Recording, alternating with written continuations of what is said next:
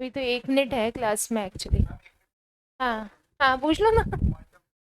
Quantum method का मतलब होता है कि जितना काम आपने किया है उतने काम के लिए आप को हिस्सेदारी मिलेगी। हिस्सेदारी एज इन पेमेंट मिलेगा। से फॉर एग्जाम्पल अपन ने किसी पेंटर को बुलाया और उस पेंटर से 8-10 दिन तक काम करवाया, उसने 2-3 कमरे पेंट कर दिए, राइट। अब उस केस में जो उसने कमरे पेंट करे उसका तो आप फायदा उठाओगे ही, राइट। 10 दिन बाद वो चला गया या आपने निकाल दिया, जो भी रीजन रहा, तो उस केस में आप ये नहीं कह सकते कि पूरा काम नहीं हुआ, कुछ भी पैसे नहीं देंगे। तो इसका मतलब as much as is earned, ये लिखा हुआ है इसमें ये वर्ड। तो जितना आपने अर्न किया है, 10 दिन की आपने जो भी काम करके कमाई करी है, उस कमाई के पैसे आपको मिलेंगे, राइट। लेकिन जैसे उसने काम किया और वो खाली इतनी सी वॉल पेंट करके चला गया, बाकी सब छोड़ गया, इसका तो आपका क्या पर्पस है? तो आपके लिए और नुकसान नहीं हो गया कि अजीब सा लग रहा है, पहले जैसा भी था एक जैसा तो दिखता था, अब एकदम से पता चला ये स्काई ब्लू दिख रहा है, बस तो अजीब लगेगा। तो उसमें आपने बेनिफिट नहीं उठाया तो आप उसको अर्निंग नहीं। इंजंक्शन का मतलब होता है किसी भी चीज पे रोक लगाना। तो सूट फॉर इंजंक्शन मतलब जिस भी केस में आप पढ़ रहे हो, रोक लगाने का आप सूट फाइल कर सकते हो, राइट। तो कोई भी काम हो रहा है, आपको लग रहा है कि इसमें फंस सकता है, लीगल प्रोसीडिंग गड़बड़ हो सकती है, तो आप इंजंक्शन का सूट फाइल कर सकते हो, रोक लगा सकते हो, किसी भी कार्य को करने से रोक सकते हो। नहीं, तो इंजंक्शन का मतलब सिर्फ ये नहीं है कि आप सिर्फ ट्रेड के लिए रोक लगाओगे, बहुत सारी, आप शहर से बाहर जाने पे रोक लगा दो, आप काम आगे करने पे रोक लगा दो, आप प्रॉपर्टी खरीदने पे रोक लगा दो। रोक तो किसी सकती है, डिपेंडिंग अपॉन कि केस किसका चल रहा है। यस, ऑनलाइन स्टूडेंट्स, बेटा आवाज आ रही है आप लोगों को? जाग गए?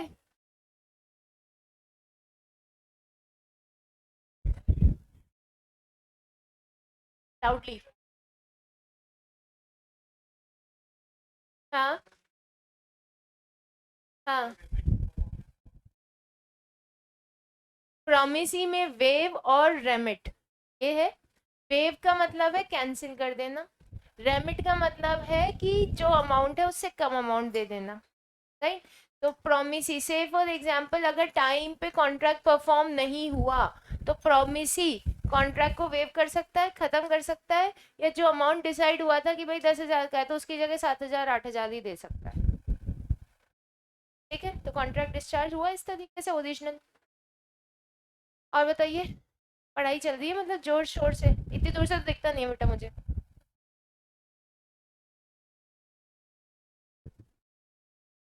कौन सा पॉइंट है? C, rules relating to enforcement.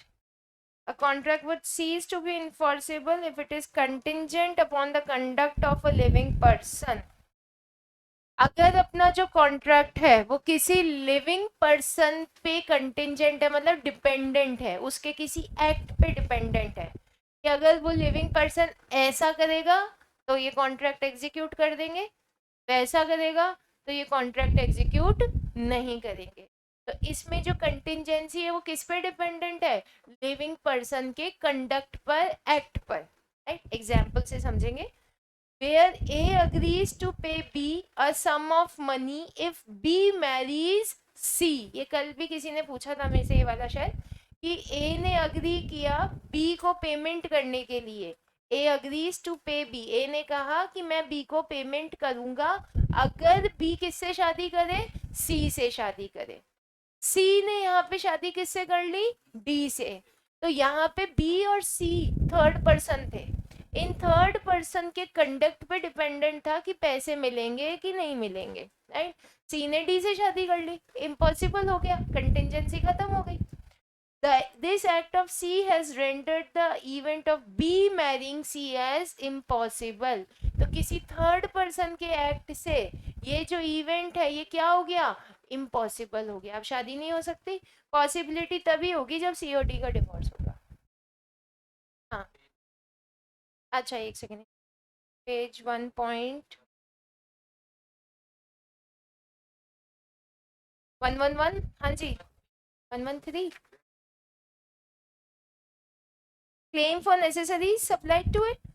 ये पॉइंट्स आप पढ़ रहे हो इस केस में कि अगर कासी कॉन्ट्रैक्ट की अपन बात करें तो उसमें अगर आपने किसी पर्सन को नेसेसरीज सप्लाई करी है, माइनर के केस की बात हो रही है, राइट। नेसेसरीज का मतलब है food, water, shelter, medical, education, ये नेसेसिटीज ऑफ लाइफ.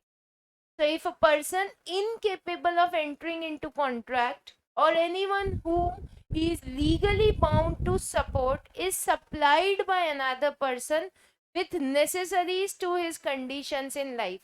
तो अगर कोई ऐसा व्यक्ति है जो कॉन्ट्रैक्ट तो नहीं कर सकता, लेकिन आपने उसको क्या सप्लाई करी है, नेसेसरी सप्लाई करी है.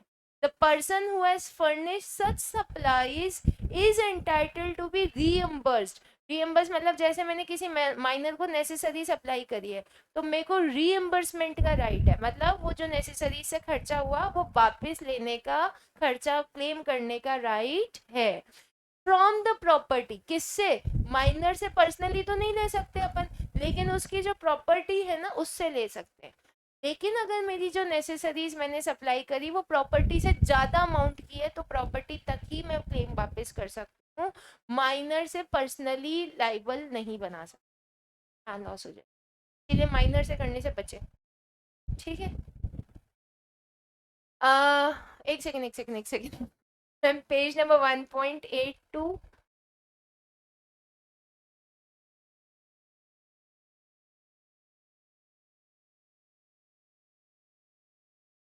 Point number 5. Effect of agreed upon.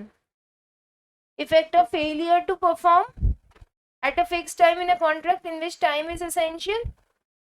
Is this the question, Kalpana Sharma?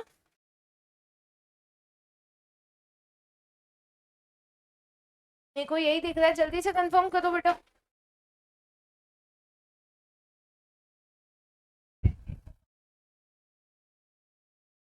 अभी रुक जाओ एक सेकेंड, एक बार में एक ही जगह दिमाग काम करता है. Last para of the page. Effect of acceptance of performance at time other than agreed upon. ये कह रहा है कि जो आपने टाइम डिसाइड किया ना उस टाइम के अलावा जाके आपने कॉन्ट्रैक्ट का परफॉर्मेंस किया. If in case of contract voidable on account of promisor's failure to perform his promise at the time agreed. तो जैसे मैंने आपको प्रॉमिस किया कि मैं सुबह 8 बजे आपको पढ़ाऊंगी, राइट.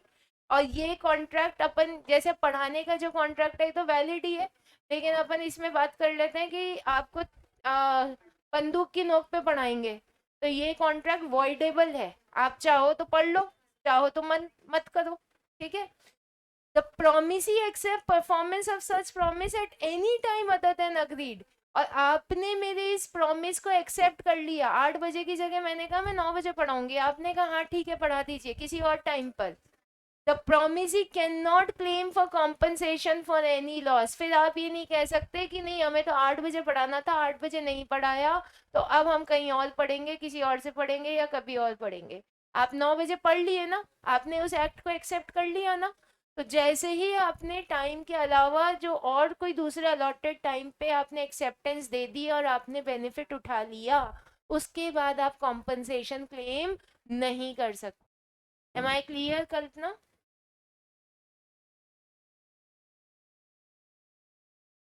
प्रॉमिस ही ने मना ही कर दिया तब तो कोई दिक्कत नहीं, तब तो वो क्लेम लेगा ही, लेकिन फायदा भी उठा लिया, काम भी कर लिया और फिर उसके बाद कहा कि टाइम पे नहीं हुआ था इसलिए कॉम्पनसेशन दिया जाए, तो इस पॉइंट पे आप कॉम्पनसेशन नहीं ले सकते.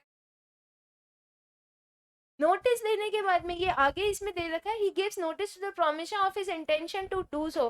तो इसमें भी ये बात दे रखी है कि आपने नोटिस दिया, आपने परफॉर्मेंस एक्सेप्ट नहीं करी है. Next page number 1.78. सक्सेशन और असाइनमेंट का डिफरेंस ऐसे ही समझ लो बेटा. सक्सेशन होता है जिसमें एक पर्सन की डेथ हो जाती है तो उसके लीगल हायर्स के पास में प्रॉपर्टी चली जाती है, राइट. तो वो कॉन्सेप्ट तो कहलाता है आपका सक्सेशन का.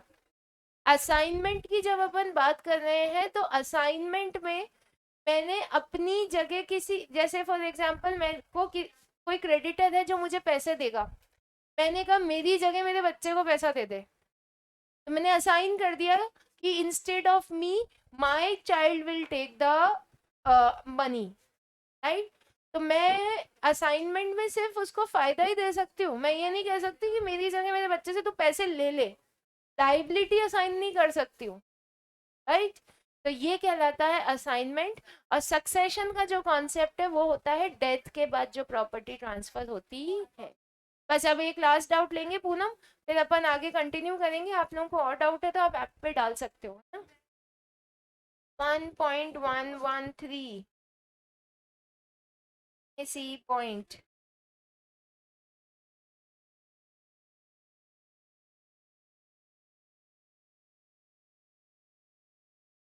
obligation of person enjoying benefit of non gratuitous act, ये कल डिस्कस भी किया था अपन ने शायद। ये किसको बताया था मैंने नॉन ग्रेटिशुअस एक्ट वाला, तुम्हें बताया था। सो यहाँ पे बात हो रही है कि मैं आपके घर आई और मैंने आपके घर पे गलती से आप मोबाइल छोड़ दिया, मेरा कोई इंटेंशन नहीं था बेटा अपना मोबाइल आपको गिफ्ट करने का। नॉन ग्रेटिशुअस एक्ट है, मतलब मैं फ्री में आपको वो चीज नहीं देना चाहती थी, गलती से छूट गया, या मैं रख कर चली गई कि कल आके ले जाऊंगी, whatever the reason is. आपने सोचा कि मैडम तो छोड़ गई, बढ़िया फोन है, बेच लेते हैं, पैसे कमा लेंगे इससे, ठीक। तो ऐसा जो नॉन ग्रेटिशुअस एक्ट था, जो फ्री में नहीं करना था मुझे, उससे आपने कोई फायदा उठाया, तो उस फायदे को आपको मुझे रीस्टोर करना पड़ेगा, वापस से मुझे देना पड़ेगा पूनम।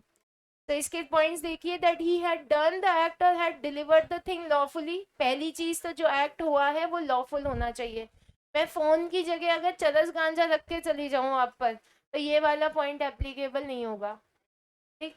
दूसरा, it is he did not do so gratuitously, मतलब फ्री में देने का मेरा इंटेंशन नहीं था। ग्रेटिशुअस यानी free, that the other person enjoyed the benefit, जो अदर पर्सन है उसने क्या किया, बेनिफिट एंजॉय कर लिया। तब वो क्या करेगा, उस वो बाउंड है मुझे कॉम्पनसेट करने के लिए, अगर उसने फोन बेच दिया है तो उसका पैसा देने के लिए, और अगर फोन उसके पास ही रखा है तो वो फोन वापस करने के। तो लास्ट लाइन में दे रखा है बाउंड टू कॉम्पनसेट और टू रीस्टोर, ठीक है, आया समझ में। हाँ हाँ हाँ, आधे। एक मिनट दो, मैं अपनी बुक ही ले आती हूँ, तो क्या आप लोग अपनी अपनी बुक्स में अंडरलाइन कर पाओगे फिर।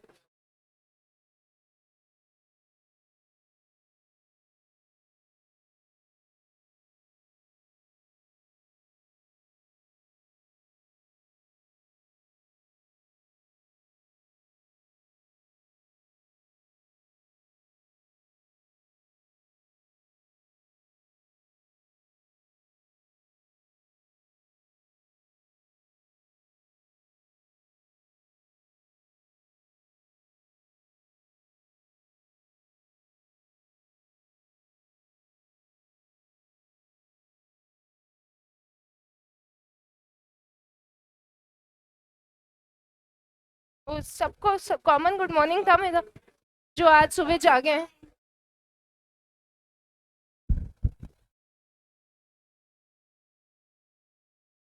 हाँ बोल,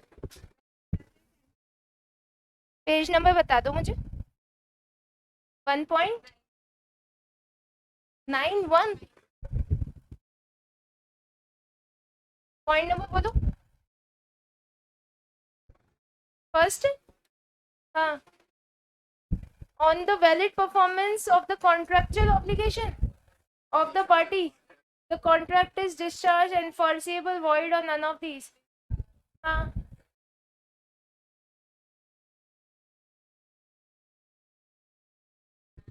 नहीं, वैलिड परफॉर्मेंस का सिंपल सा मतलब है, वैलिड परफॉर्मेंस वो परफॉर्मेंस जिसमें आपने सारी चीजें लॉफुली अप्लाई करी हैं। तीन जो कॉन्ट्रैक्ट पढ़े थे, पॉइंट्स पढ़े थे कि not disqualified by law, unsound mind, वो सब नहीं होना चाहिए। सब्जेक्ट मैटर वैलिड होना चाहिए, बदले में जो आप कंसिडरेशन दे रहे हो वो वैलिड होनी चाहिए, तो ये वैलिड, ठीक, यही था बस।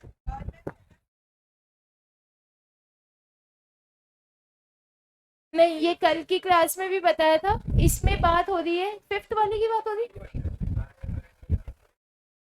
नोवेशन डिस्चार्जेस अ कॉन्ट्रैक्ट, तो तुम क्या कह रही हो, क्या होना चाहिए?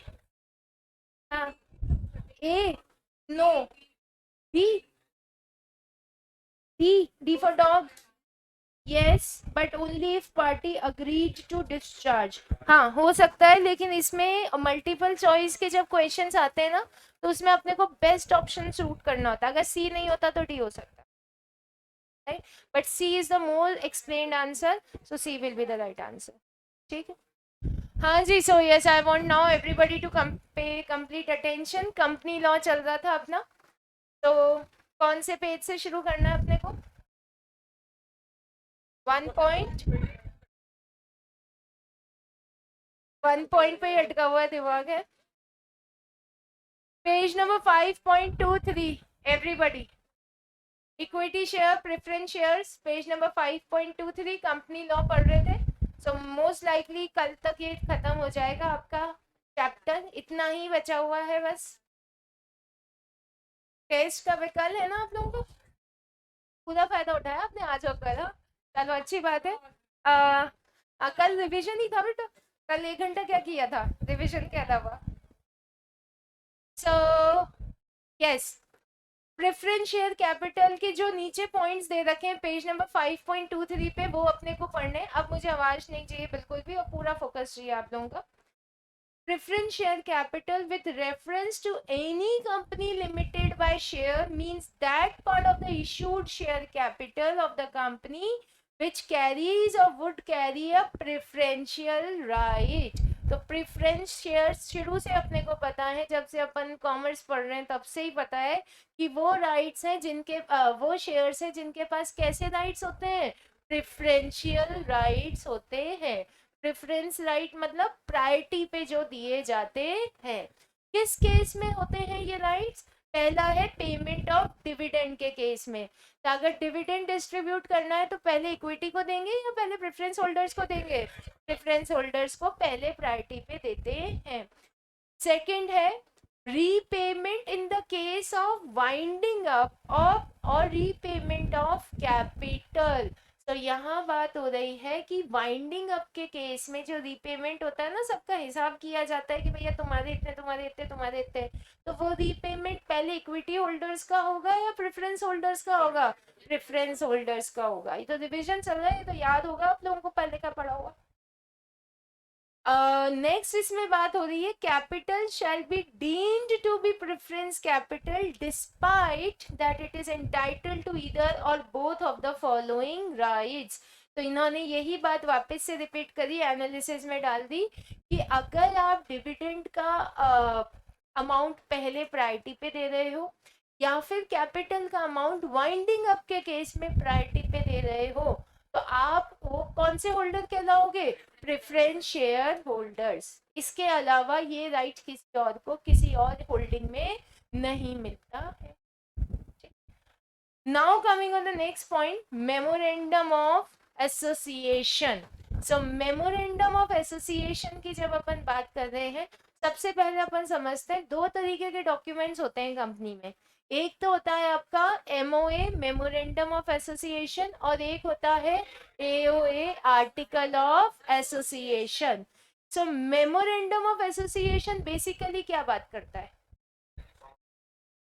कंपनी के रजिस्ट्रेशन की बात करता है, कंपनी की पावर्स लिखी होती है। सो बेसिकली कंपनी, आप दोनों बातें सही है। आप कंपनी का नाम क्या रखा है, रजिस्टर्ड ऑफिस कहाँ होगा, राइट, कैपिटल की लाइबिलिटी कितनी होगी, ओवरऑल मेंबर्स की लाइबिलिटी कितनी होगी, ये सारी चीजें, रूल्स और रेगुलेशंस जिसके बेसिस पर आपकी कंपनी बेसिकली रन करेगी, वो किस में मेंशन किया जाता है? मेमोरेंडम ऑफ एसोसिएशन में। मेमोरेंडम में जो भी बातें दे रखी होती हैं उनको इंटरनल लेवल पे एग्जीक्यूट कैसे करना है, ये किस में दे रखा होता है? आर्टिकल ऑफ एसोसिएशन में। तो आर्टिकल ऑफ एसोसिएशन इंटरनली जो आपको एग्जीक्यूट करना है प्रोसेस मेमोरेंडम के हिसाब से, वो होता है आपका आर्टिकल ऑफ। तो क्या अपन आर्टिकल ऑफ एसोसिएशन में ऐसा कोई रूल बना सकते हैं जो मेमोरेंडम को सरपास कर रहा हो?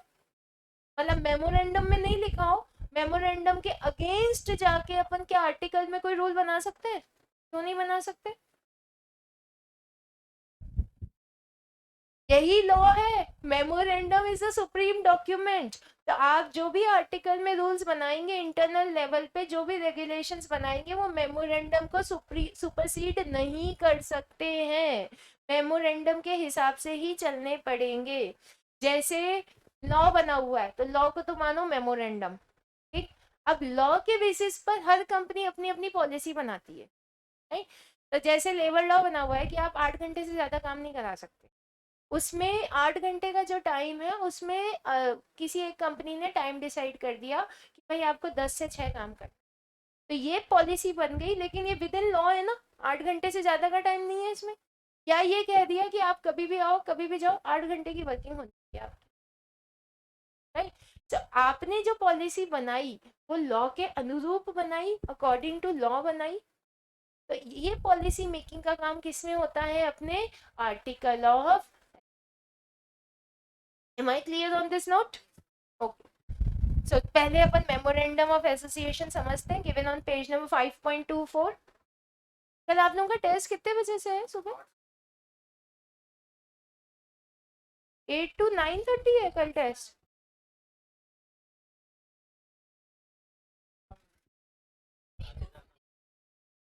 रख ही नहीं सकते 2 से 3 अपन? Okay, so the memorandum of association of a company is in fact its charter. Charter word को underline करते जाइए कि memorandum of association of company basically क्या है, इसका charter है। charter मतलब बोलते तो सभी हैं कि चार्टर है, चार्टर यानी प्राइवेट पर्सनल, बोलते नहीं charter plane, personal plane, private plane, हाँ ऐसे ही सोचते हो, बताओ आता है उसको सब कुछ।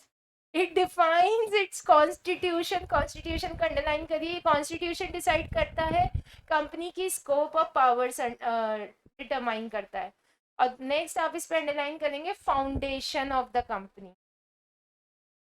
अब अपन बात कर रहे हैं यहाँ पे object of registering a memorandum of association.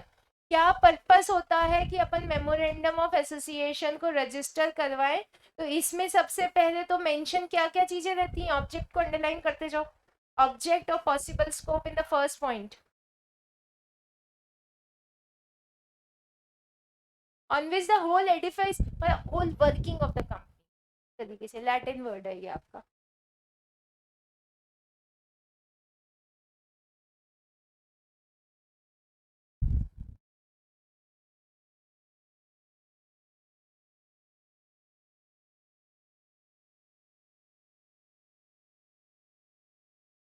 हाँ जी,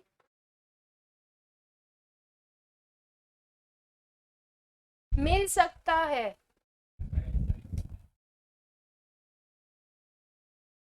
किसमें नहीं आया?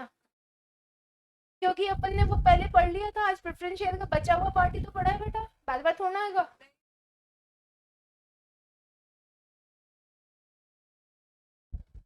नहीं, मैंने उस दिन ये बताया था आपको कि मिल सकता है, समझाया था उसी दिन, नहीं समझाया था? तो समझा दिया फिर। चलो फिर उसको लास्ट के लिए रखो, क्योंकि अभी सीक्वेंस चेंज हो जाएगी फिर वापस।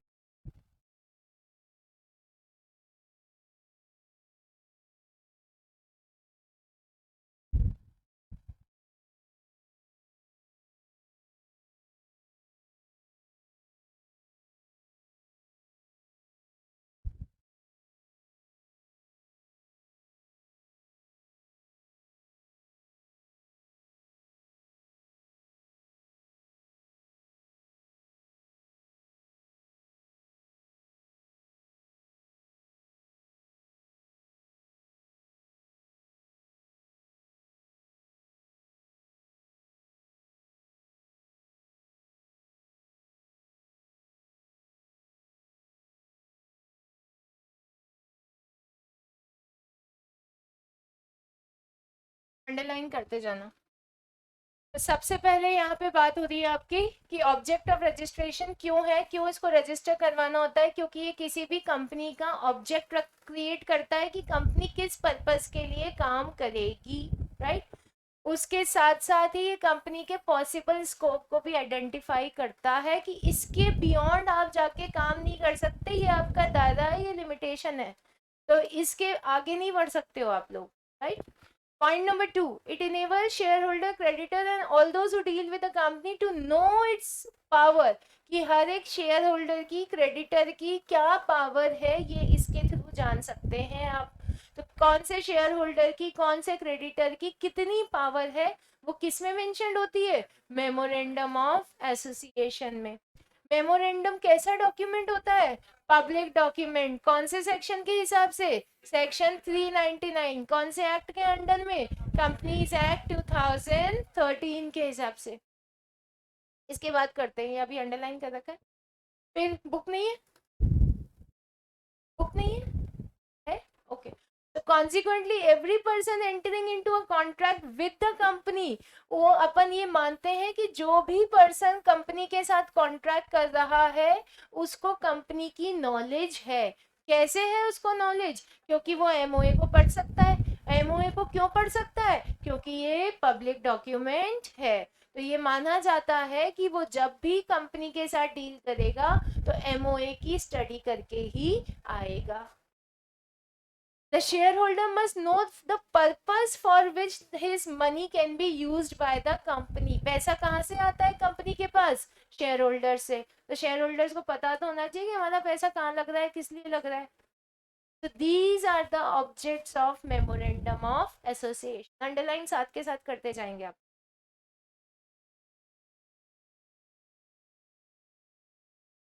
नेक्स्ट अब इसमें ये बता रखा है कि जो मेमोरेंडम है आपका, तो मेमोरेंडम सेक्शन 4 के हिसाब से शेड्यूल्स में डिवाइडेड है, पार्ट्स में डिवाइडेड है. तो टेबल ए क्या बात कर रही है, टेबल बी क्या बात कर रही है, टेबल सी क्या बात कर रही है, ये आप लोगों को याद करनी होगी मेमोरेंडम अगर कॉन्सेप्ट आता है तो. तो table A is a form of memorandum of association of a company limited by shares. So once again table A में क्या मेंशन्ड है, कंपनी लिमिटेड बाय शेयर्स के रूल्स और रेगुलेशंस. ठीक है. टेबल बी की जब अपन बात कर रहे हैं तो यहाँ पर मेंशन्ड है company limited by guarantee not having share capital. तो यहाँ पर कंपनी जो गारंटी से लिमिटेड है, ये पढ़ चुके हैं अपन सब कुछ, लेकिन जिसमें शेयर कैपिटल अलॉटेड नहीं है, स्पेसिफाइड नहीं है. Third, limited by guarantee having share capital. Fourth is unlimited company. Fifth is unlimited having share capital. Underline करते जाओ. ये टेबल्स याद होनी चाहिए आपको सारी, ए से लेकर ई तक की किसमें क्या क्लॉज मेंशन्ड है. मेमोरेंडम आएगा तो यही तो लिखोगे, और तो क्या ही लिखोगे इसके अलावा. So once again from the starting, come on. So table A में क्या मेंशन्ड है, टेबल ए, टेबल बी. तो एक बार तो बोर्ड के साथ बोल लो. So table B, limited by guarantee not having share capital. Again table B, table C. याद हो जाएगा ये तो. पहले तो दोनों में लिमिटेड बाय गारंटी है, पहली वाली में not having share capital, C वाली में हैविंग द शेयर कैपिटल. ठीक है. Table D, D and E, unlimited company having share capital. चला रिमूव इट, बिना देखे बोल सकोगे. ऑलराइट. तो from the beginning table A, बिना देखे मतलब बुक भी बंद कर दो. Alright. So table A, table A, table B,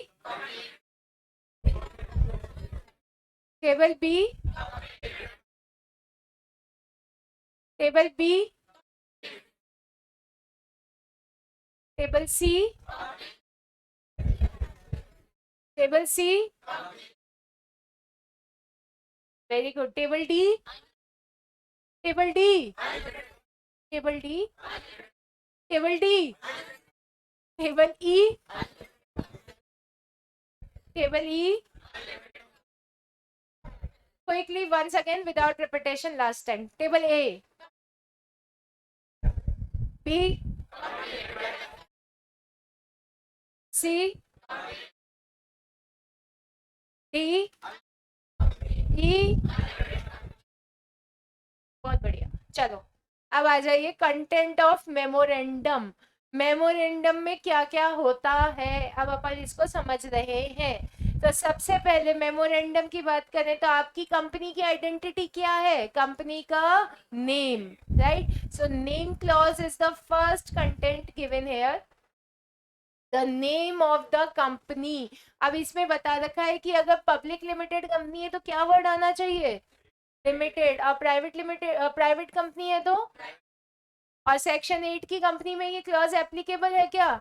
no ma'am. Section 8 वाली कंपनी कौन सी होती है? एनपीओ वाली, राइट. तो पढ़े थे अपन ने, ये सारी लिस्ट पढ़ चुके हैं अपन इसकी. फिर उसके बाद name including phrase electoral trust must be registered, must be allowed for registration of company to be formed under section 8. तो सेक्शन 8 की जो कंपनी है उसके नाम के आगे आप क्या लगा सकते हो? Electoral trust. तो ये डिफाइन करती है, इलेक्ट्रल ट्रस्ट स्कीम है 2013 की, जो डिफाइन करती है कि ये ट्रस्ट बेस्ड कंपनी है, ये एनपीओ कंपनी है, सेक्शन 8 की स्पेसिफिक कंपनी है. तो आप नाम से तो नहीं आइडेंटिफाई कर सकते, बट अगर ये वर्ड एडेड है तो आपको समझ में आ जाएगा कि वो कंपनी कौन सी है, सेक्शन 8 की कंपनी. ठीक. So the name shall include the word foundation. इसके अलावा सेक्शन 8 में ये सारे वर्ड्स ऐड हो सकते हैं अगर आपको परमिशन मिल गई है तो. तो अपन ने सबसे पहले नेम क्लॉज में यही सब चीजें पढ़ी कि क्या क्या चीजें अपन ऐड करते हैं. 1% कंपनी है तो आप ब्रैकेट में क्या लिखेंगे? ओपीसी लिख सकते हो या पूरा 1% कंपनी ऐड कर सकते हो. तो 4 कंपनी के रूल पढ़ लिए. पब्लिक कंपनी के केस में क्या है? पब्लिक के केस में क्या लगाओगे? लिमिटेड. प्राइवेट के केस में सेक्शन 8 या फिर ये सारे words if permission is given. And the last OPC के केस में क्या लगाओगे? ओपीसी लिख सकते हो एब्रिविएटेड फॉर्म में या पूरा भी लिख सकते हो ब्रैकेट. ठीक. Next, registered office clause. Registered office clause में जहां पर जिस स्टेट में आप काम करोगे आपकी कंपनी का रजिस्टर्ड ऑफिस होगा उसकी डिटेल्स यहाँ पर मेंशन होगी, बेसिकली एड्रेस आपका. थर्ड है आपका ऑब्जेक्ट क्लॉज. ऑब्जेक्ट क्लॉज की बात हो रही है कि जिस पर्टिकुलर पर्पस के लिए आपकी कंपनी इनकॉर्पोरेट हुई है, जिसके लिए काम करेगी, क्या पर्पस है? प्राइवेट कंपनी के लिए रजिस्टर्ड हुए हो, पब्लिक के लिए हुई हो, सेक्शन 8 के लिए हुए हो, क्या काम करोगे? लिमिटेड बाय शेयर हो, लिमिटेड बाय गारंटी हो, ये आएगा आगे आपके. लेकिन ऑब्जेक्ट में आप basic object of the company mention करोगे. ऑब्जेक्ट का मतलब है उद्देश्य. नेक्स्ट पॉइंट की अपन बात कर रहे हैं कि अगर कंपनी ने अपनी एक्टिविटीज चेंज कर दी, मतलब जिस टाइम इनकॉर्पोरेट किया था उस टाइम तो कहा कि मैन्युफैक्चरिंग का काम करेंगे, कुछ टाइम बाद बोला कि नहीं मैन्युफैक्चरिंग का नहीं करते, हम तो रिटेल का काम करेंगे अब से. तो आपने क्या किया? आपने अपनी एक्टिविटीज को बदल दिया.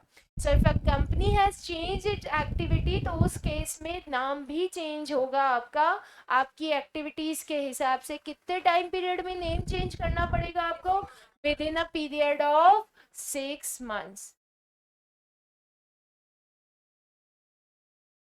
ठीक. तो अगर इसमें विप्रो का एग्जांपल है, विप्रो ने नाम चेंज किया था अगर आपको पता हो तो विप्रो का बहुत बड़ा नाम था, पूरा तो मुझे याद नहीं, विप्रो के आगे भी 2-3 वर्ड्स थे तो उन्होंने उसको कन्वर्ट कर दिया था. तो जैसे ही उन्होंने अपनी एक्टिविटीज को चेंज. फिर उसके बाद में नेक्स्ट पॉइंट पे आ रहे हैं, पॉइंट नंबर डी. यहाँ पर द लाइबिलिटी ऑफ मेंबर्स, ये अपन पढ़ चुके हैं लाइबिलिटी वाला कॉन्सेप्ट पूरा, कि लाइबिलिटी ऑफ मेंबर्स क्या रहती हैं. तो 2 तरीके की लाइबिलिटीज होती है. पहली कौन सी होती है?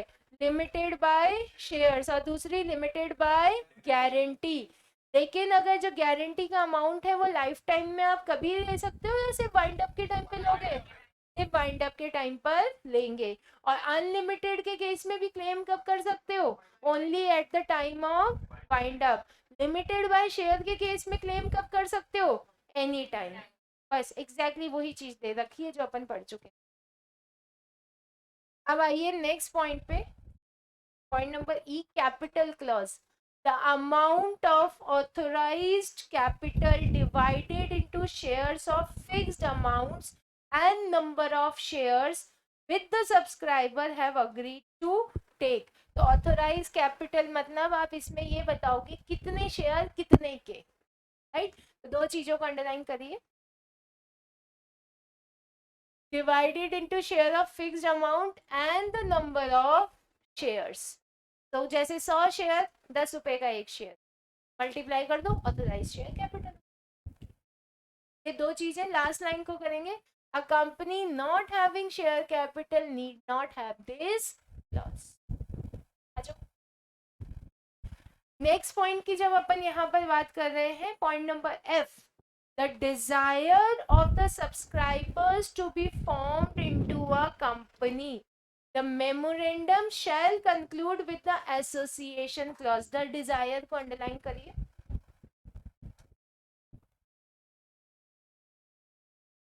हर एक सब्सक्राइबर को कम से कम एक शेयर तो लेना ही पड़ेगा।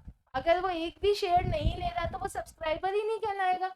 सब्सक्राइब करना मतलब एटलीस्ट एक शेयर लेना। तो ये लाइन दे रखी है, every subscriber shall take at least 1 share, और वो अपने नाम के आगे मेंशन करेगा कि उसने कितने नंबर ऑफ शेयर्स लिए हैं।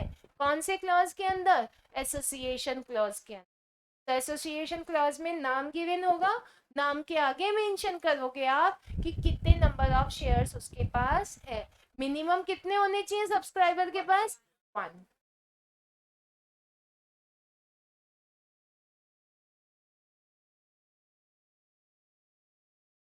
ओपीसी, ये वाली लाइन भी अंडरलाइन कर लो। ओपीसी के केस में जो शेयर्स है ये किसको पास ऑन हो जाएंगे? नॉमिनी को पास ऑन हो जाएंगे।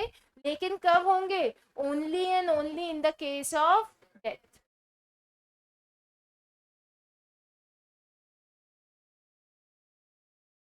ये वाला पूरा पैराग्राफ पढ़ना है आपको, तो पूरे को टिक करोगे। मेमोरेंडम किस तरीके से ड्राफ्टेड होना चाहिए ये बता रखा है। तो बेटा मेमोरेंडम आपका प्रिंटेड होना चाहिए, पैराग्राफ्स में डिवाइडेड होना चाहिए, नंबर्ड होना चाहिए, and signed by at least 7 person. At least 7 लोग इसको साइन करेंगे। उसमें कौन कौन लोग हो सकते हैं? प्राइवेट के केस में इन्होंने कहा मिनिमम 2, ओपीसी के केस में मिनिमम 1 और पब्लिक के केस में मिनिमम 7। तो ये अंडरलाइन कर लो पहले। in the presence of at least one witness who will attest the signature। तो इसमें जो लोग होंगे वो हो सकते हैं आपके डायरेक्टर कैटेगरी के, सेक्रेटरी कैटेगरी के। जो पढ़े थे ना अपन ने ये सारे पॉइंट्स कि एटलीस्ट डायरेक्टर्स होने चाहिए, साइन करने वाला सेक्रेटरी होना चाहिए, कंपनी सेक्रेटरी, तो उस कैटेगरी के लोग होने चाहिए। The particular about the signatories to the memorandum as well as the witness to their address, description, occupation must be entered। तो जो लोग साइन कर रहे हैं उनकी ये डिटेल्स आनी चाहिए। उसके अलावा जिसके सामने साइन हो रहे हैं, जो विटनेस है, उसकी भी ये सारी डिटेल्स आनी चाहिए। कर लो अंडरलाइन।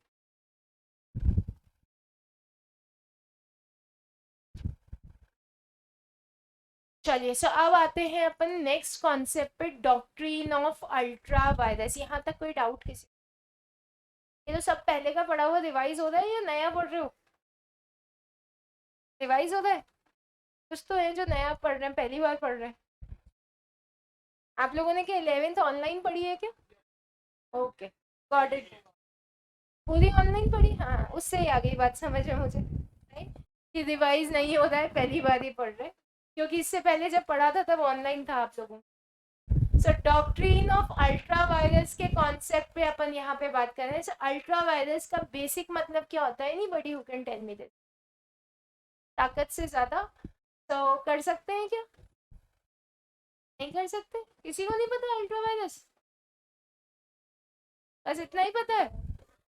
सो नहीं, जब अल्ट्रा वायरस पढ़ रहे थे तो कोई और वायरस चल रहा था, उसकी नॉलेज ले रहे थे। तो अब अल्ट्रा वायरस की अब ले लो, डेफिनेशन अलग है यहाँ पे। वायरस इज VIRES, ये आपका लैटिन वर्ड है, राइट। तो अल्ट्रा वायरस की जब अपन बात कर रहे हैं तो इसका बेसिक सा एक लैंग्वेज, एक टर्म आता है जो आपको एज इट इज ही याद करना पड़ेगा। beyond powers.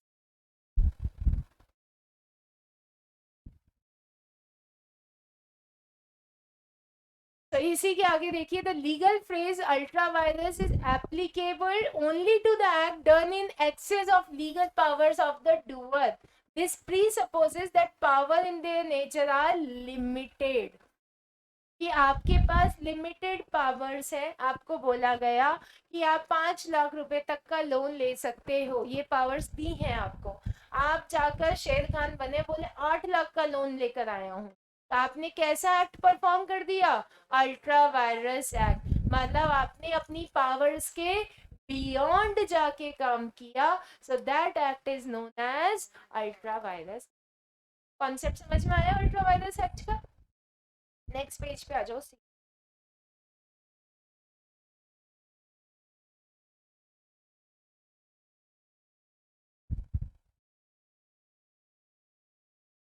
इस केस लॉ को अंडरलाइन करो.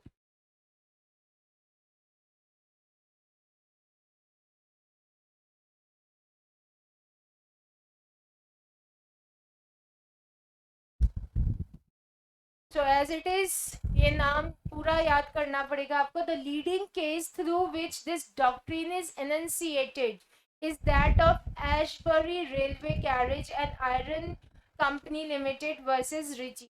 राइट. सो ये आपको याद करना पड़ेगा. 1875 आपको याद करने की जरूरत नहीं है. The facts of the cases are. Cases के पहले फैक्ट समझेंगे. The main object of the company were. उस पर्टिकुलर कंपनी का मेन ऑब्जेक्ट क्या था? टू मेक, सेल, लेंड और hire railway carriages and wagons. Wagons क्या होते हैं? हाँ? बोला था तुमने? नहीं नहीं नहीं, एग्जैक्टली नहीं. ये होती है ना आपकी बैलगाड़ियाँ वगैरह, इसमें यूज में आता है. थोड़ा आगे पीछे से रिलेट तो किया करो. बारूद तो कहाँ से. Next is to carry on the business of mechanical engineer and general contractor. दूसरा जो ऑब्जेक्ट था कंपनी का वो था कि मैकेनिकल इंजीनियर के प्रोसेस को कैरी ऑन करना है, कॉन्ट्रैक्टर वगैरह का काम करना है.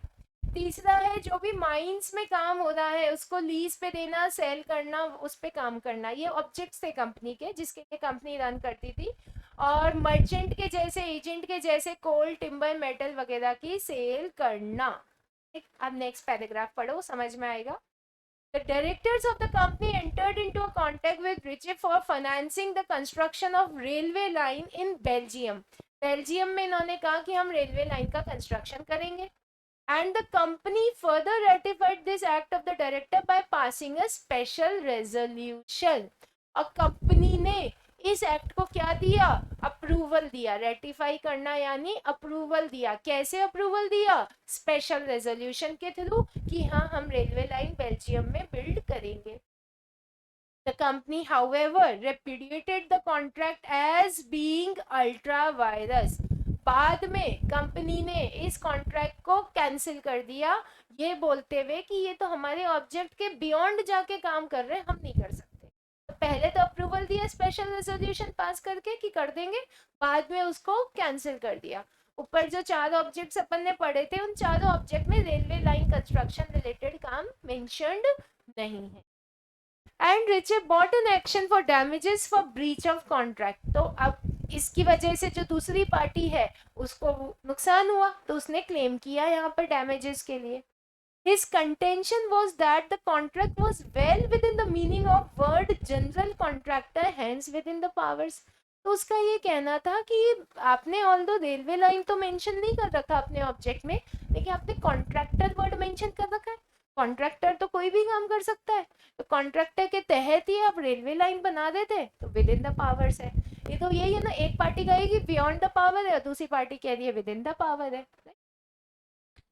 Moreover, it had been ratified by majority of shareholder. और इस बात को majority of shareholders ने माना कि हाँ ये within the powers है. However, it was held by the court that the contract was null and void. Underline कर लो इस लाइन को कि कोर्ट ने डिक्लेयर किया कि ये जो कॉन्ट्रैक्ट है ये कॉन्ट्रैक्ट कैसा है? null and void. It said that the general contractor was associated with mechanical engineers. तो जो जनरल कॉन्ट्रैक्टर्स थे कंपनी के, वो किससे जुड़े हुए थे? सेकंड पॉइंट में दे रखा है, मैकेनिकल इंजीनियरिंग से जुड़े हुए थे. It had to be read in connection with the company's main business. तो आप कॉन्ट्रैक्टर से तो कुछ भी काम करवा सकते हो कॉन्ट्रैक्टर बोल के. तो आज रेलवे लाइन बनवा रहे हो, कल आप कॉन्ट्रैक्ट पे घर दे दोगे पेंट करने के लिए, परसों कहोगे डिजाइनिंग कर दो, कॉन्ट्रैक्टर हो. तो कॉन्ट्रैक्ट तो कोई भी काम हो सकता है. तो आपको कॉन्ट्रैक्टर का जो काम है वो आपके मेन बिजनेस से रिलेट करना पड़ेगा. मेन बिजनेस किससे रिलेटेड था? मैकेनिकल इंजीनियर से रिलेटेड, मशीन्स वगैरह से रिलेटेड था. If the term general contractor was not so interpreted, it would authorize the making of contract of any kind of any description. जो भी बताया कि अगर अपन जनरल कॉन्ट्रैक्टर को ऐसे रिलेट नहीं करेंगे तब तो आप कोई भी काम किसी भी डिस्क्रिप्शन का करवाने लग जाओगे कॉन्ट्रैक्ट बेसिस पे. तो for example marine fire insurance आप कुछ भी करवा सकते हो किसी भी तरीके से. An ultra virus contract can never be made binding on the company. It cannot become intra virus. Intra virus का मतलब है within the power. लिख लो, intra virus यानी within the power.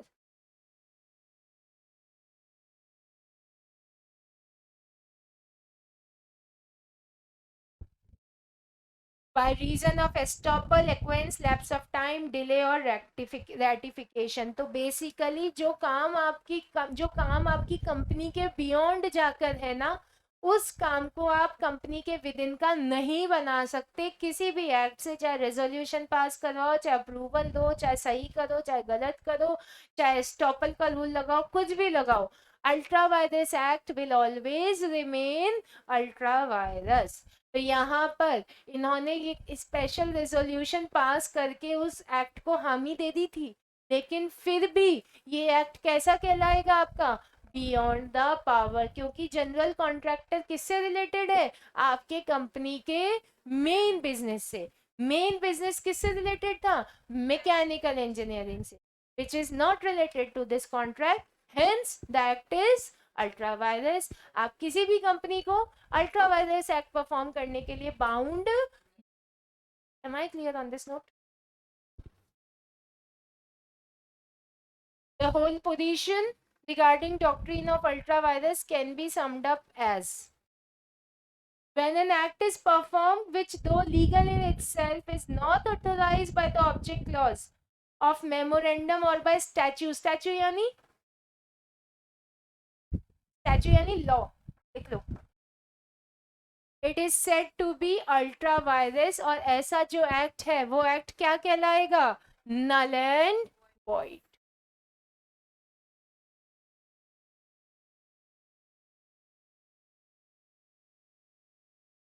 जिसको ऑब्जेक्ट क्लॉज ने अथोराइज नहीं कर रखा है.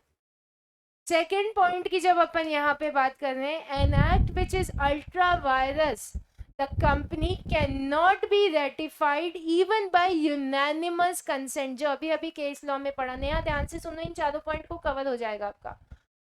कि कोई भी एक्ट जो अल्ट्रा वायरस एक्ट है आपका, उसको आप कंपनी रेटिफाई नहीं कर सकती, यूनानिमस कंसेंट से भी रेटिफाई नहीं कर सकती. यूनानिमस मतलब सब मिलकर भी उसको रेटिफाई नहीं कर सकते हो. मतलब ऐसे तो आप फिर मेमोरेंडम बनाने की जरूरत ही नहीं हुई ना. जो भी आपने लिखा सबने मिलके हाँ कर दी, तो आप तो लीगल को इलीगल भी बना सकते हो सब मिलकर. तो राइट. तो यूनानिमस कंसेंट होते हुए भी अल्ट्रा वायरस एक्ट की वैलिडिटी नहीं मानी जाएगी. पॉइंट नंबर 3, हमेशा अप्रूवल ही होगा. अप्रूवल, पुरानी चीज को बदल के आप अप्रूव नहीं कर सकते. रेटिफाई करना यानी पहले जो आपने कॉन्ट्रैक्ट किया उसको आप मेजर होने पे अप्रूव नहीं कर सकते किसी भी. An act which is ultra virus the directors but intra virus the company. मतलब डायरेक्टर्स की पावर्स के तो बियॉन्ड है एक्ट, लेकिन कंपनी की पावर्स के विद इन है. Can be ratified by the members of the company through a resolution passed at a general meeting. इसको टिक कर लेना, वरना बाद में कहोगे मैम आपने कहा था रेटिफाई नहीं हो सकता. राइट. तो ऐसा कोई सा भी एक्ट जो डायरेक्टर्स की तरफ से अल्ट्रा वायरस है लेकिन कंपनी के विद इन है, क्योंकि कंपनी में हर डायरेक्टर की अपनी लिमिट होगी ना. तो डायरेक्टर की लिमिट से तो बढ़कर काम हो रहा है, लेकिन कंपनी के लिमिट के विद इन होना चाहिए. Ultra vires act should be with in the company, right. तो उस एक्ट को मेंबर्स क्या कर सकते हैं, रेटिफाई कर सकते हैं. कैसे कर सकते हैं, रेजोल्यूशन पास करके. कौन सी मीटिंग में, जनरल मीटिंग. और last point, if an ultra vires act, if an act is ultra virus the articles के बियॉन्ड जाकर है, तो इसको भी आप रेटिफाई कर सकते हो जनरल मीटिंग में स्पेशल रेजोल्यूशन पास कर.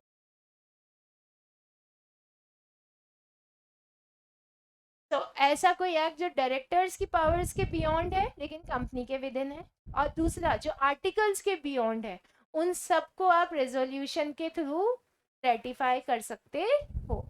अदरवाइज अगर कोई ऐसा एक्ट है जो कंपनी की पावर्स के बियॉन्ड जाके हो रहा है, तो उसको अपन रेटिफाई नहीं कर सकते. ये रेजोल्यूशन याद रखना. थर्ड पॉइंट में खाली रेजोल्यूशन वर्ड आ रहा है, फोर्थ पॉइंट में स्पेशल रेजोल्यूशन वर्ड आ रहा है. इसका फर्क है, ये फर्क अभी आपको नहीं पढ़ाया जाएगा, आपको इंटर में पढ़ाया जाएगा. बस अभी ये बेसिक वर्ड को आप याद रखें. ये हो गया आपका अल्ट्रा वायरस एक्ट. अब आपका इसमें जो बच रहा है, आपको एक तो वो क्वेश्चंस भी दे रखे हैं, कर रहे हो वो क्वेश्चंस परसों के दिए हुए. आर्टिकल ऑफ एसोसिएशन बच रहा है आपका, और एक इंडोर मैनेजमेंट बच रहा है बस. कल तो क्लास,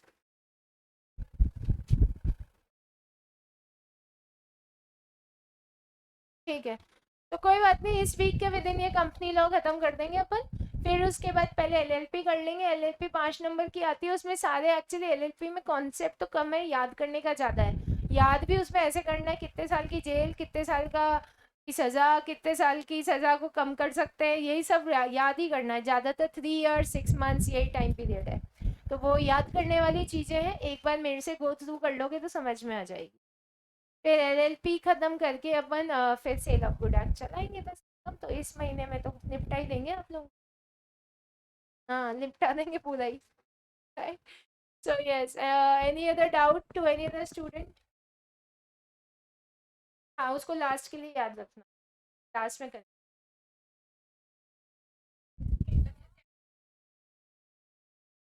लास्ट में मतलब लॉ के लास्ट में, अरे बेटा, नहीं नहीं, चैप्टर के एंड में. क्योंकि अभी जो दिमाग में घुसा है ना, फिर एकदम से प्रेफरेंस आ जाएगा, फिर लगेगा ये क्या हो गया. एक लेवल है वहीं तक घुसता है दिमाग में यहाँ पे. चलिए, तो आज ज्यादा घुसा आप लोगे, 2 बजे की जगह सुबह 8 बजे.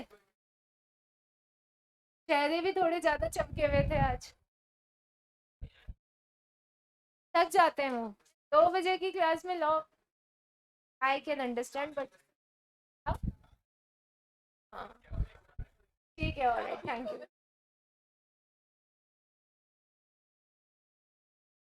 प्रिपेयर करो एमसीसी.